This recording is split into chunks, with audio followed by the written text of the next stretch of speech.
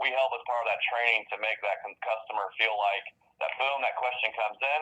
Okay, great. Get an answer right back to them very quick. This is speed the lead, but give them that answer, and then you transfer it over to Jeremy, and then boom, Jeremy gets an alert both through email and a push message on through the app that there's a new opportunity waiting, and then now the speed to lead is on for him to be able to get and start the sales process with it. That's much more nuanced, like any sales conversation, but that lead process should be able to be done by anybody that you can hold accountable to doing the process.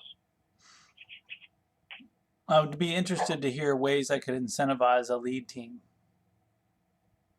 Yeah, I'll get a couple options for you from ways that I know that Big Sandy is doing that currently with their chat team. But to me, the simplest, just how we kind of break that out even on our team, is looking at what the commission you pay for a digital commission you pay to your sales team when they do a transaction, and then seeing like what is the piece that you can bring out that is just, can you make it easy to where it's $20 per sale that gets done for every digital you put in place. Make it less percentage, because a lot of times the customer service people don't really think in that realm, and just make it to where I'm paying you for the activity.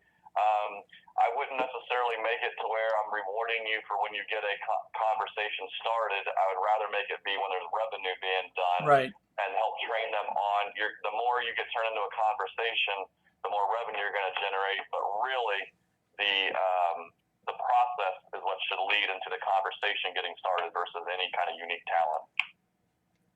All right, got it. Yep.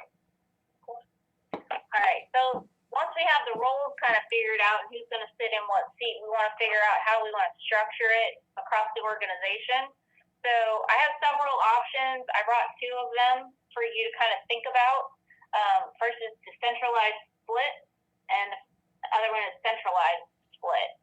So the difference there is a decentralized split is where you have the leads folks and the digital ops folks separate people, but all together at the different stores. So you have leads specialists and digital ops specialists all together at all the different locations, right? So you have like a team approach at each location, and then you pass the football from one to the other.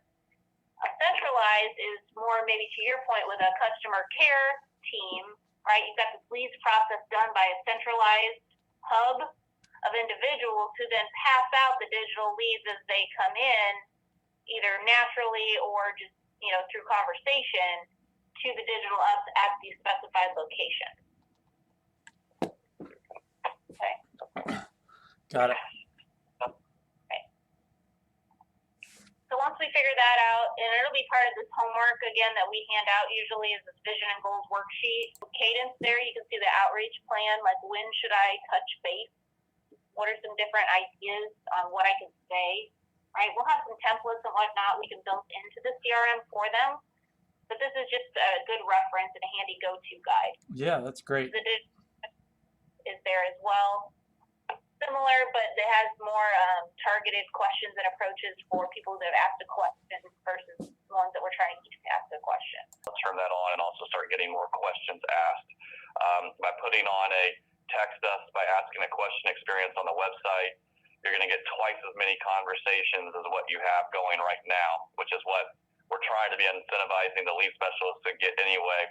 So the more we can just get them coming from the website, the easier it is to be able to get sales team motivated by having more conversations right from the get-go.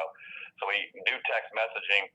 We don't have anybody who actually does the phone call process piece to it like what you have. So I think that's going to be something to review. I think you said you just pay for when that actually gets converted into a live call. Is that correct? Right. Okay, so I see why you're doing it. Totally get it.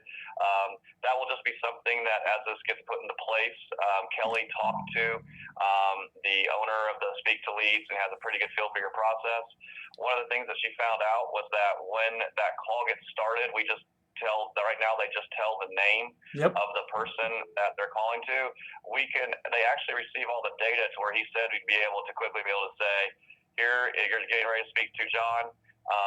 John was looking at a sofa, was told that he has a contemporary style and is looking to buy in the next 30 days. Wow.